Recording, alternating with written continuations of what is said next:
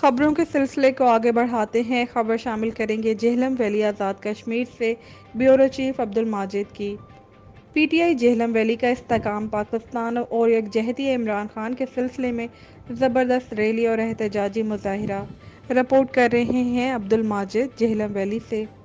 G P T I Jhelum valley میں استحکام پاکستان اور یکجہتی عمران خان کے سلسلے میں زبردست ریلی اور احتجاجی مظاہرہ کیا گیا، جس کی قیادت سابق امیدوار اسمبلی سید ذیشان حیدر کر رہے تھے۔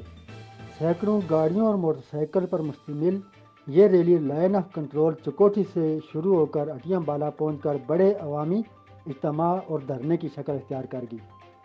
شارع سری نگر ہر طرح کی ٹریفک کے لیے بلاک کر دی گئی۔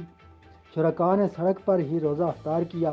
امپورٹڈ حکومت نامنظور نامنظور، ہم لے کر رہیں گے آزادی کے فلک شگاف نعرے لگائے گئے۔